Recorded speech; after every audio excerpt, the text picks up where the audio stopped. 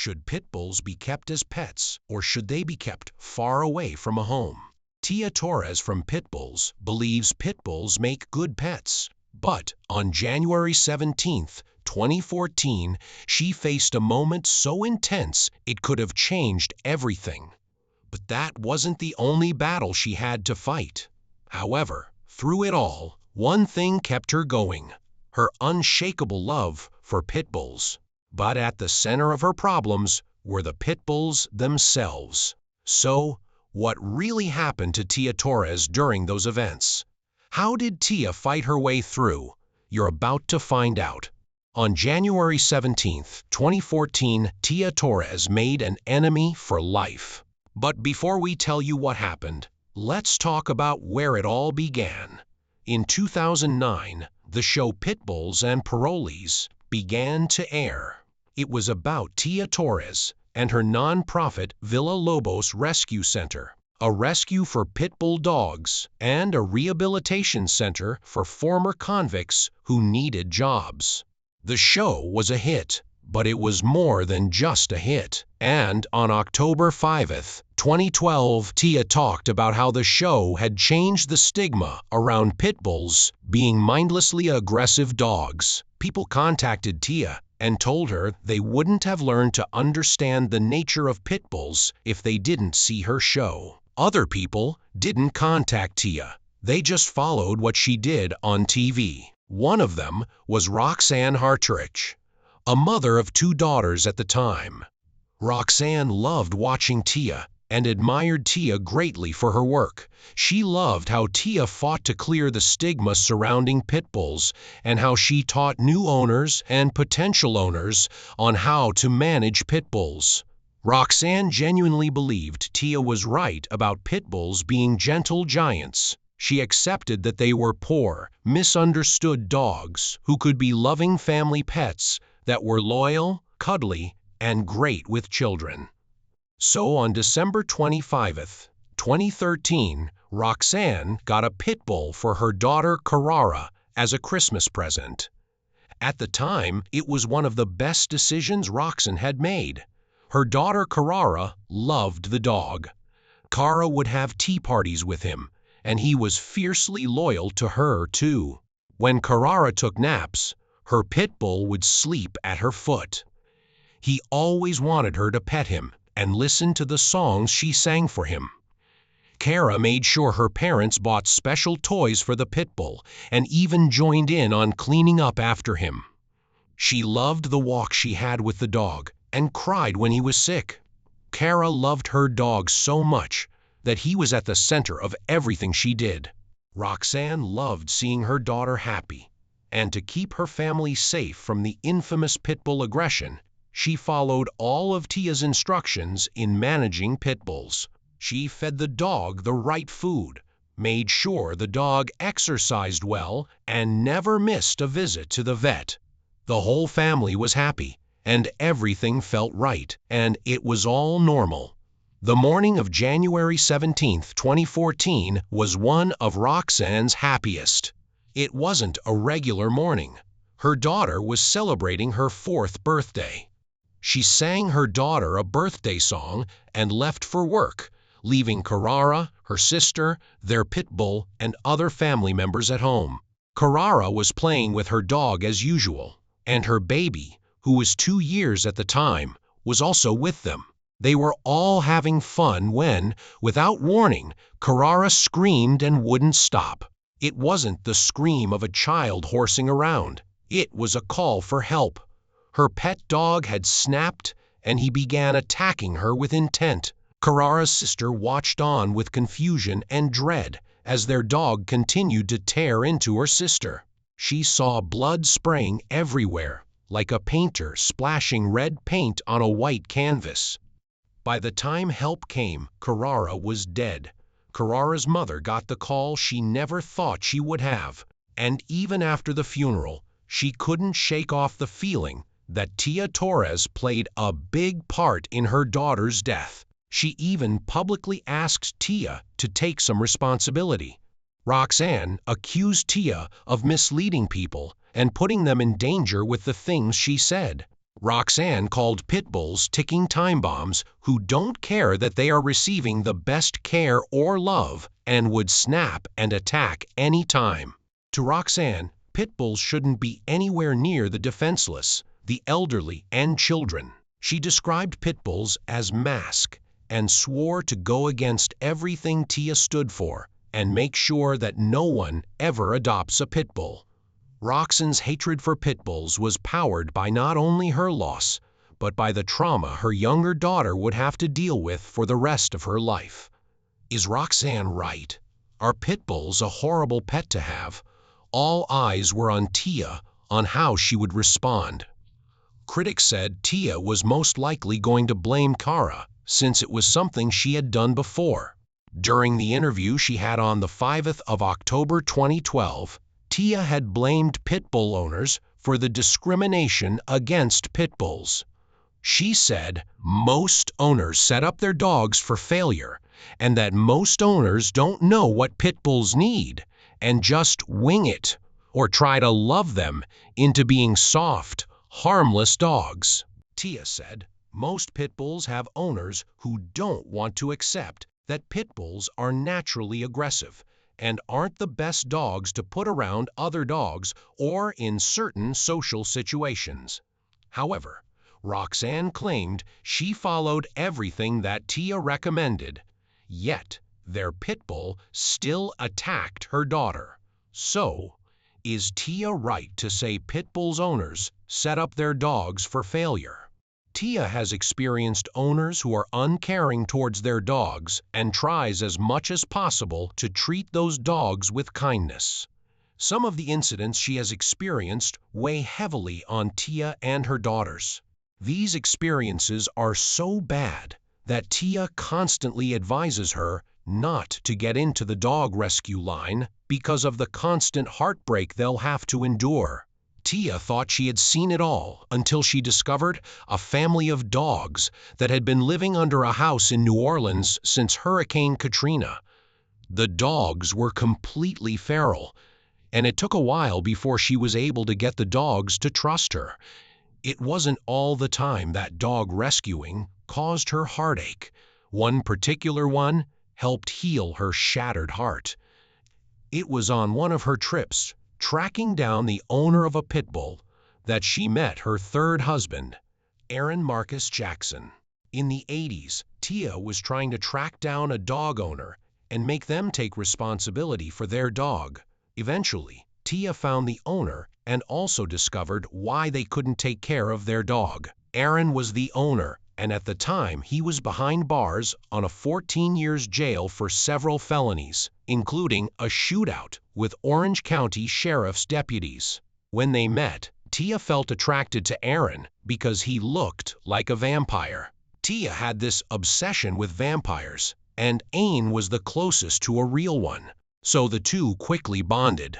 At the time they met, Tia was going through some really rough period.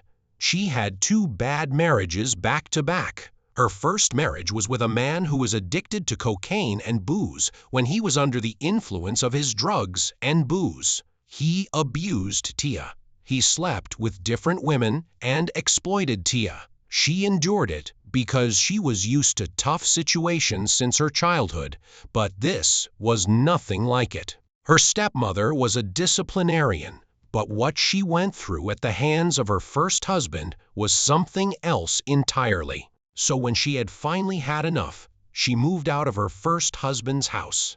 But she didn't have anywhere to go, so she moved into a trailer on her first husband's property. It wasn't complete freedom, but at least she was free from her husband's constant abuse. Eventually, she divorced her first husband and married her second husband. This marriage also didn't work out, unfortunately. She and Aaron kept in touch, and when he was released in 2006, they got married soon after, in a vampire-themed wedding. Aaron was the one that advised Tia to hire formerly convicted criminals and give them jobs so they could reintegrate back into the society. Little did she know Aaron's advice would have unintended consequences, but we'll talk about that later. Aaron and Tia looked good together, But unfortunately, he turned out to be an example of Tia's poor judgment when it came to choosing a partner. A year after their marriage, Aaron slipped into his old ways. In September 2007, he got busted for 11 felonies, including the possession of stolen property, theft, second-degree burglary, grand theft auto, attempted murder, among a few. Aaron was sentenced to 15 years in jail, and after, Tia just threw herself to her work and completely closed her dating life from the public. Many people believe she still remained with Aaron, but in 2018 she announced that she had divorced Aaron for several years. Right now, Tia is married to her work, even if it has cost her so many things. One of those things it cost her is her peace, and we are not talking about the fame that has made life a bit difficult for her. Pit Bulls and Parolees wouldn't be the first time Tia would get in front of a camera for a reality TV show. She gained reality TV show experience when she was a cast member on Animal Cops Houston. Although she had been in the rescue line long before that show, she had opened up Villalobos Rescue Center, or VRC, in Phoenix back in California. Her center began as a wolf and wolf hybrid rescue because of her early experience with wolf dogs. It was even what inspired the name of her rescue center, Villalobos, which means Village of Wolves in Spanish. Tia chose wolf dogs because one of her relatives dropped his wolf dog Cujo on her doorstep because he wasn't a good guard dog and left. So what made her switch to focusing on pit bulls instead? Tia sympathized with the dog. She herself knew what it felt like to not fit in. Tia bonded with the dog, and because of him, she began rescuing other wolf dogs that were abandoned or mistreated by their owners. Tia opening an animal rescue center was inevitable. Her childhood was rough, and it's not something she freely talked about. She grew up with a tough stepmother who taught her discipline and strength, and a father who wasn't always around. One of the things that gave her comfort was taking in stray dogs and cats. Her stepmother also shared her love for animals, and together, they raised those animals, which grew to include horses together. But it was a struggle keeping the family together. And when she was 17 years old, Tia decided to leave home. She took her entourage of animals, which included 2 Arabian horses, an Angora goat, and a Catahoula leopard dog named Cougar. But there was a problem. Tia only had to leave home because it was necessary. She didn't have a place to stay, so she moved from place to place and sometimes slept in her van or horse trailer. It was difficult, but she was free. However, that freedom didn't automatically bring money for her, and it led her to make some bad decisions. She found a downtown Los Angeles nightclub, and because she enjoyed the club's music and 1940s-era theme, she became a regular. In the process, she discovered a gang and joined them because they wore zoot suits. Zoot suits or not, Tia soon realized gang life wasn't worth it.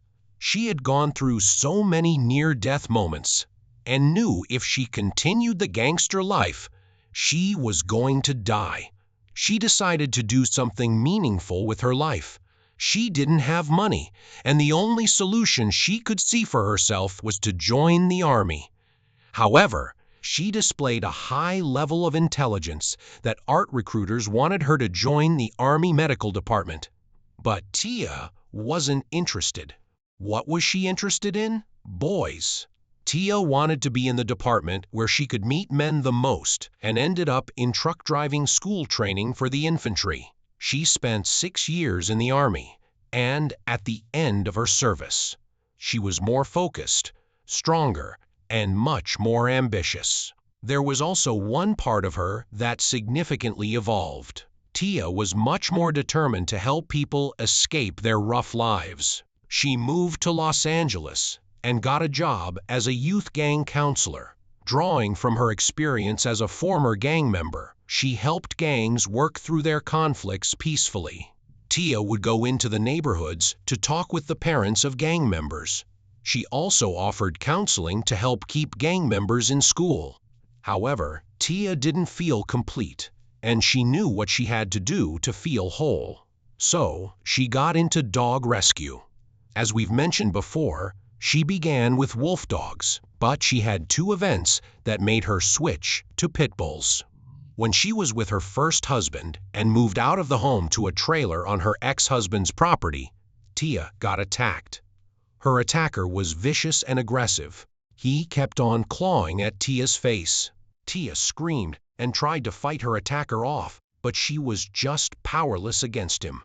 Her attacker pushed her to the ground, and she had given up when she heard someone bounding towards her, ready to help. It was a pit bull whose name was Duke. He pushed Tia's attacker from her and killed him. Tia's attacker was her ex-husband's rooster, who apparently hated her as much as her ex-husband did.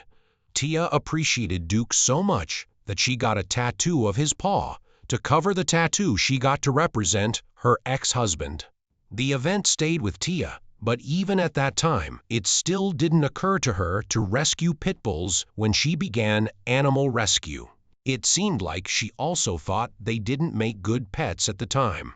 Things changed when her daughters became friends with a pit bull from a local shelter. She later adopted the dog and believed that pit bulls could make great pets if done correctly. So, she decided to team up with the Los Angeles City Animal Services to create the Pit Bull Support Group. The group provided free training, assistance, neutering for anyone who owned a pit bull or a pit bull mix. Then, eventually, she turned her own rescue center to look after pit bulls. Unfortunately, her dreams of helping pit bulls quickly became a nightmare. How did Tia navigate this period? But before we get to that, Tia decided to grow her rescue center in a way that stunned many people. In 2006, on the advice of her third husband, Aaron, she decided to hire former convicts as the caregivers for the pit bulls. She was giving them a second chance in a society she believed discriminated against former prisoners, just as it discriminated against dogs. Her decision, as we mentioned earlier, cost her a lot. Speaking of costs, when Tia began, she could deal with the cost of maintaining her center. She relied on donations and sponsorships. However, as she grew, her cost also shot up. It went from $10,000 to $25,000 and then to $80,000. Tia was drowning, and she didn't want to shut her center down. Then she received an offer. Animal Planet wanted to give her her own reality TV series that would be based on her rescue efforts. Tia didn't want this because she didn't want to deal with the pressure that came with fame, but she felt like she didn't have any choice. So she took the offer, and so Pit Bulls and Parole was born. Just as she predicted, the fame brought unintended consequences for her. When her center was in California, her workers, who were mostly former convicts, began to get harassed. It wasn't just the former convicts that ran into trouble. The police made several stops at VRC. They would come during the day when the staff were walking dogs and leave. Then they would return in the night and put their spotlight in through her windows just to wake her up. At first, Tia brushed it off, but eventually she decided that it was enough. She packed up her rescue center and moved to Louisiana, and the things she saw almost broke her. The level of pit bull mistreatment in Louisiana was around 10 times worse than it was in California, and got to work. It was tough, but Tia was tougher, and she soon got to work. Still, it was a lot for her to do, and just as she began to get a handle on things, a flood swept through Louisiana. That flood happened because of a hurricane, and it destroyed where she and some of her employees lived.